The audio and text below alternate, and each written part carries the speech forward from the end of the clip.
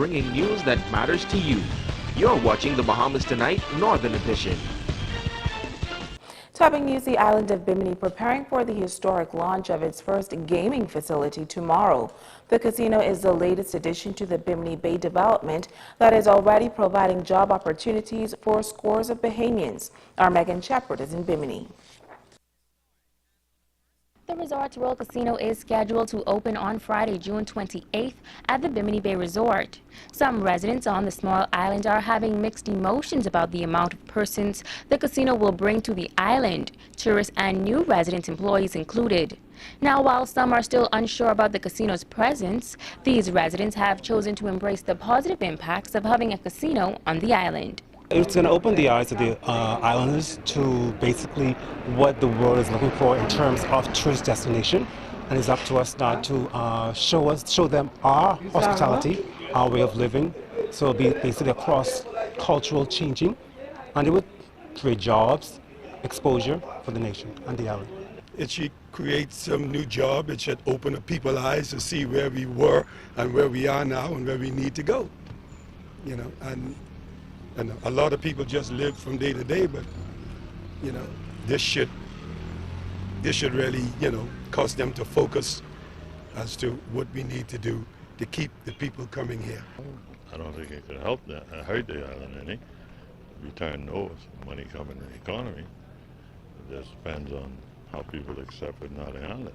Other residents say they acknowledge the employment opportunities and appreciate the revenue it will bring to the island. They also note that Bimini is a very small island, only 7 square miles, and they believe the influx of persons could present a problem.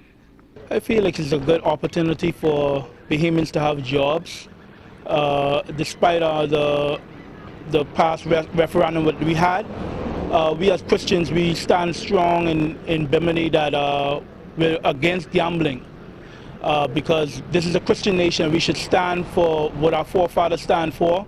But at the same time, if God allowed it, then let's make the best of it. With the amount of people coming in here, from Nassau, Freeport, wherever, even though they have them in dorm now, whatever they get, you see our streets are crowded now. If you come down here to live, you have a car now, you can bring that in here with you. You're looking at an additional X amount of vehicles on these narrow streets. A lot of planning and preparation got to be made for these kind of things. I don't know if it's been done. Oh, Bimini will never be the same again. That's for sure. Meaning, you know, it's gonna double up and triple up on everything on all our problems. Light, we need, you know, water. We're going to need more water. We're going to need to get rid of garbage, especially. The residents say Bimini is known as a paradise in the Bahamas, and their main concern is preserving that atmosphere.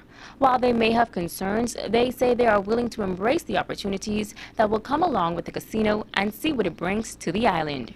Reporting from the island of Bimini, I'm Megan Shepard, ZNS Network News.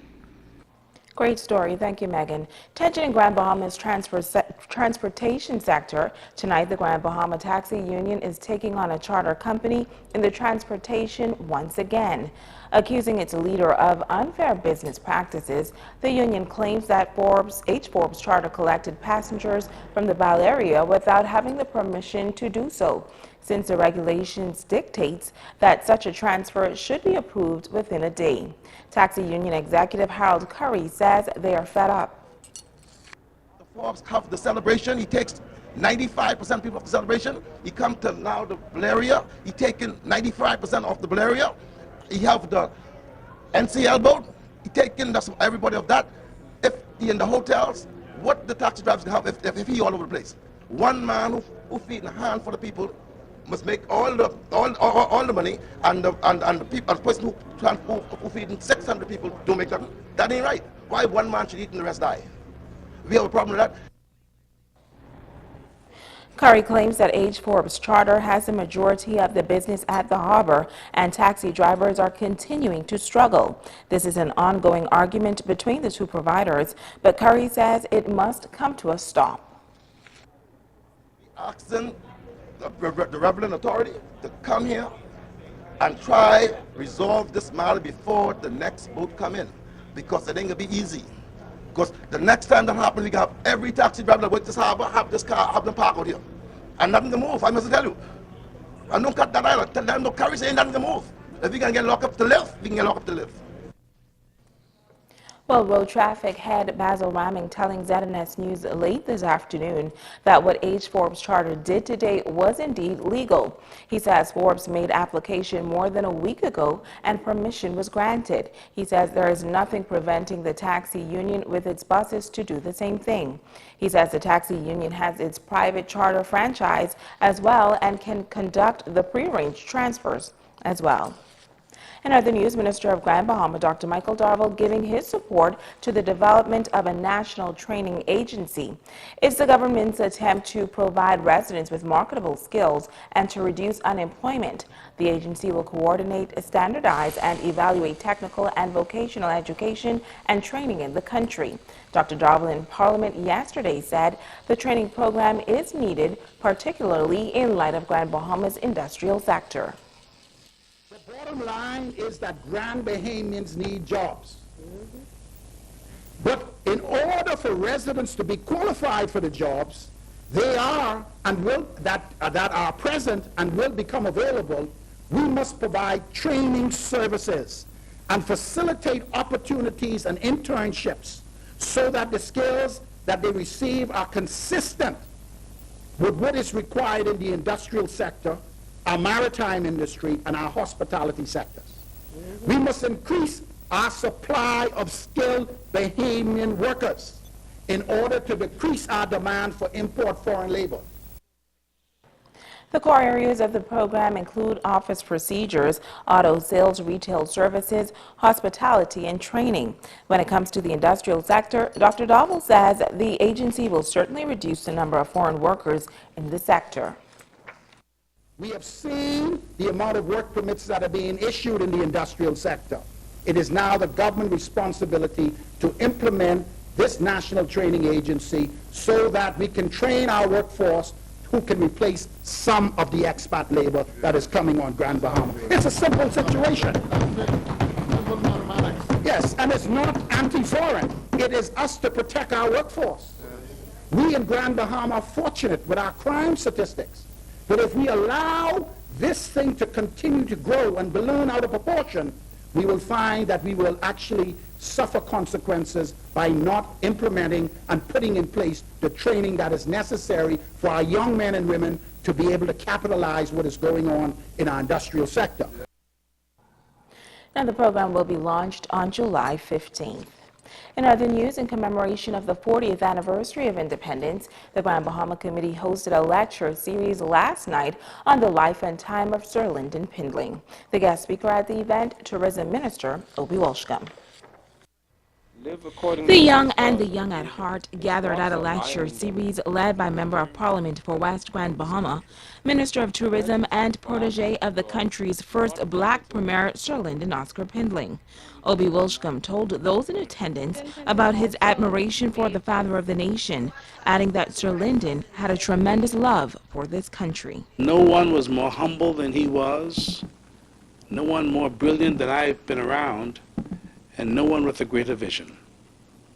In fact, I would argue that Sir Lynden was one of the greatest men of the 20th century, not only for the Bahamas, not only for the Caribbean, but for the global community.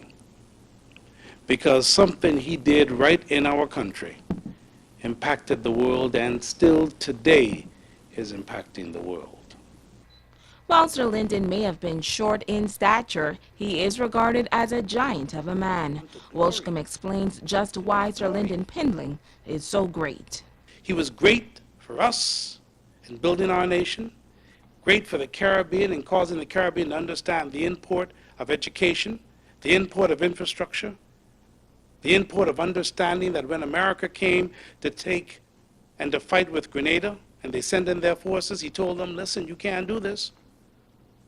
When America said they wanted to introduce CBI, Sir Lynden told them, you can introduce CBI, but it won't work, Caribbean Basin Initiative, because they don't have the infrastructure. He said the places that have the infrastructure, places like Grand Bahama, believe it or not. That's what he said. And he was going against what was the Ronald Reagan plan at the time. because he was speaking for the Caribbean. And then he became a leader for the world and helping Nelson Mandela become a free man. And while this visionary had his fair share of criticisms, the Minister of Tourism says one thing remains clear. Sir Lynden loved and served this country. He loved this country. And each one of us, we have a responsibility. Sir Lynden never said you had to be PLP, you know. Don't forget his speech. When he said, "Step now," he said, "Step now, the country's brightest sons and daughters." He didn't say white. He didn't say black. He didn't say PLP. He didn't say F&M. He said the country's brightest sons and daughters. Because he always do, there's an election day. But if you work hard enough, you're going to be returned. So you don't have to worry about that. But when that day is over, come together as a people, unite as a people, and build this country. Welcome back. Independence celebrations to hit a high note this weekend as the local committee staged an All Things Bahamian concert featuring some of the top performers in the country. Our intern, Italia Hall, sat down with some of them today and she filed this report. An All Things Bahamian Independence concert is planned for this Saturday at one of Freeport's historic sites, the Gumbe Park. It's another event to celebrate the 40th anniversary of independence. Co-chair of the Independence Planning Committee, Peter Adderley, says this concert will be one of the biggest Bahamian concert that has ever been hosted in the Northern Bahamas. The organizers have demonstrated a commitment to showing off Bahamian talent during these celebrations.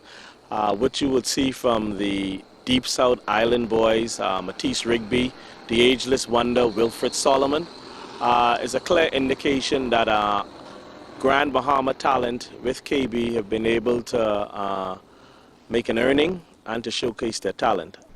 Executive with Grand Bahama Farm, John Rashima Ingram, says the company is elated to be a part of the upcoming concert. A part of being a Bahamian is being involved in the culture of the Bahamas, and we're going to display a lot of that on Saturday in its food, its drinks, the dances, the quadrilles, the marching bands, and most definitely the kids are really going to have an exciting time. We have a lot of treats in store for them. We have the pony rides by Trek Pony Bahamas. We have face painting, cotton candy. I mean, the list could just go on. We have the bouncy castles and the slides by Nesbitt's Rental. So Saturday is really going to be an entertaining day for the kids as well as for the adults, and then the adults are expected to be back here at 7 p.m. when the gates are open for the major All Things All-Star concert. Lady Show is one of the featured artists who will be performing on Saturday. We want you to come out on Saturday and be a part of this Bahamian culture. We want you to come out in all of your Bahamian flags, your Bahamian rags. We want to get you up. We want to get you dancing. We're going to have you having a good time. So if you want to have a good time, we do like you to come out. The leader of the famous Bahamian band Visage, Obi Pindling, says the people of Grand Bahama are in for a great time. Y'all know Grand Bahama, y'all soca crazy. Now y'all know we love our rake and scrape and we love our junk canoe, that's our thing. But y'all know just how y'all like that soca here in Grand Bahama. And from what everybody keep telling me, y'all starve for it around here. I don't know why. But since y'all starve, get ready to get your belly full, everything full Saturday night. Soca, rake and scrape, junk canoe, the Bahamian thing. Bring your rags. Bring your flags, and for God's sake, ladies, don't come in no high heel shoes because ain't no ambulance can be there to take you to the hospital when your ankle get broke. It's Talia Hall, ZNS Network News. We love our soca and we're gonna wear high heels, so go out and support. And finally, news tonight, in an attempt to advance its platform of supporting the island's youth, the City of Freeport Council is about to launch its annual summer camp. This year, the camp will be housed at 3 locations on Grand Bahama. Councilors Malvina Aubrey and Derek Sand says hundreds of youngsters are in for a fun-filled time. The camp is offered free of charge to children ages 5 through 17. Camp locations: Susan J. Community Center, Walter Parker Primary School, Jack Haven High School will be a technical site. The Ministry of Youth, Sports and Culture will continue to partner with the City of Freeport Council and will be sending some 15 students to our summer camp this year. Those students will participate in functions or events that is of a personal interest to them. Now this year, the camp is oversubscribed. Senior Island Administrator Alexander Williams says it is positive programs like this one that goes a long way in safeguarding the island's youth. It is important that this is done because we cannot afford to have our many young people stray off into mischief. As we are all aware, crime among our young people is slowly chipping away. And we cannot afford to lose another generation in this country. We are reaping what we sowed from the lost generation of the 70s and 80s. And so it is very important that all sectors of the community engage in assisting in occupying these young people during the long summer months. Now that month-long camp will open on July 1st.